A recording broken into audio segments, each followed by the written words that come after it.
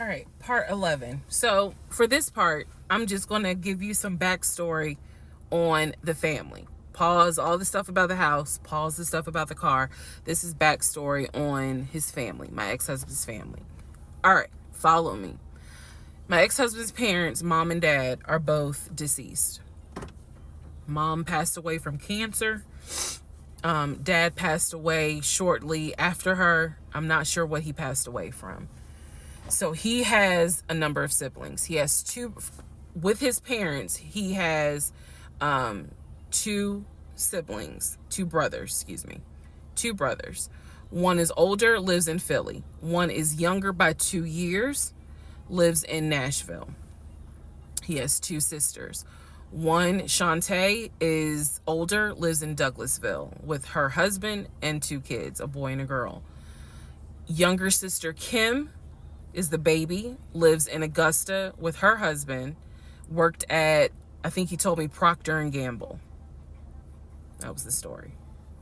He had two half brothers that were through his dad. One brother lived in Baltimore. The other brother lived in Augusta.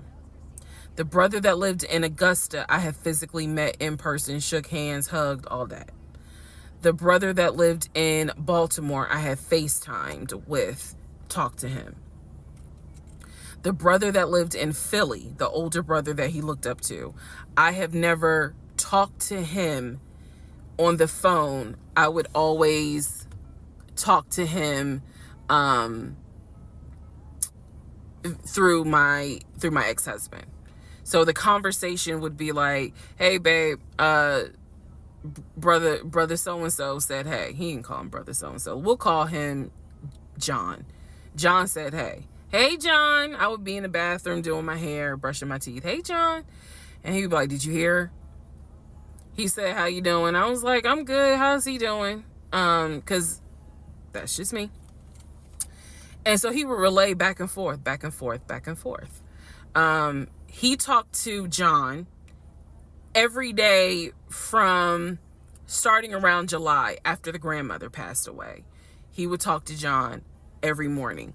We both would be getting ready for work and he would be on the phone with John. They would be talking for 30, 40 minutes, talking about football, talking about other siblings. They would be talking about cars. It was really like not a big deal. They would talk about the brother in Baltimore. They would talk about the brother in Augusta. And then they would reminisce. This is the conversations I could hear. Let me explain. When I say I can hear a conversation, what that means is I am physically standing near him or next to him where I could hear him with the phone up to his ear talking to someone, because it wasn't me. Okay? I may not hear the other person because the phone call may not be on speakerphone. But what I hear is, for example, I hear, hey man, what y'all doing? Oh, for real? Y'all barbecuing this weekend? What y'all making? Oh, that's what's up. Nah, I think me and her gonna stay in this weekend because, these numbers is looking crazy with COVID. Yeah, she over here. She's just sitting right here. She watched the TV. Okay, hold on. John said, hey. Hey, John. You heard her? Okay. All right, bruh. I just wanted to check in on you. That's the type of conversation I'm explaining. Okay, so I hope that gives a little more clarity about the type of conversations I'm hearing. So, I don't know why this light keeps going out. Okay, so that's how he would talk to his siblings. The grandmother passed away. He called me around April or May and told me that his grandmother passed away. His grandmother, on his dad's side, had died suddenly from COVID. She had symptoms. She went to bed and did not wake up. He was distraught. He was crying. He wasn't eating. He was just sitting there, listening to music, not watching TV, just sad, because he was like, my grandmother was always my support system. So from what I saw, it really bothered him. I did not think anything of it. I'm one of those people. If you tell me somebody in your family passed away, I'm gonna believe you, because I don't play about death. And I guess I expect other people don't either. However, that is not the same for everyone else, but we'll get there. So, family, he had his sister, Shantae, who lived in Douglasville. Like I said, she was married with 2 kids. Apparently she was a nurse. So when I had my miscarriage, that was a sister that he was like, my sister will take you to the hospital. Like, that's what family does. Okay. I had never met Shantae. I've been on the phone, or excuse me, I've been around him when he was on the phone with Shantae. Never heard her part of the conversation. But he would be talking to his sister. That's what he said. That's what it sounded like too.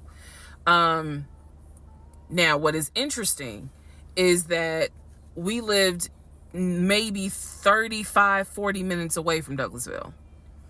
So there were plenty of times that he had invited me to go with him to his sister's house. Okay, let me tell you how this would always work out. Total times he invited me was probably 3 times for different barbecues or whatnot. The first time he invited me, I was like, nah, I ain't going, because again, COVID. And she's a nurse. Hell no. The second time he was like, yeah, she invited us, but I don't think we should go because COVID. No. The third time I agreed to go. I was like, absolutely, I'll go meet your sister. Like, that'd be great. On our way to her house, to Douglasville, to go see the sister, apparently he got a phone call. The phone was always like on vibrate, but he got a phone call and he told me that something came up, and so she had to cancel the barbecue, the get together, whatever. And so I was just like, oh man, okay, well, hopefully we can go another time. It didn't happen close enough for me to have red flags, if that makes sense. But at this point, as y'all probably like, girl, you so blind. But again, I didn't think anything of it, because it's like, okay, it fell through. We'll reschedule. And so we just went out to eat, and then he talked to another brother, the brother from Augusta that he would have on speakerphone. So it was like, I didn't think anything of it. I really didn't. Man, and the more I talk about it, the more I realize, like, I'm not a dumb person, but it just never dawned on me the things that you have to now investigate.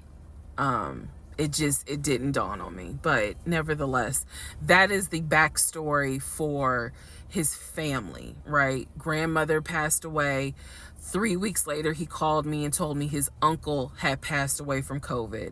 The uncle had tested positive, had to go into the hospital, and he died. It was a bit of a red flag. It was a bit of a red flag, but like I said, I don't play about death. So I was just like, wow. Because of these 2 deaths, he became a stickler about COVID. And when I mean a stickler, wear your mask, wear gloves, hand sanitize, wash your hands. Like, he was annoying about making sure neither one of us caught COVID. So now I'm going to give you the backstory in regards to what I was told with the ex-wife.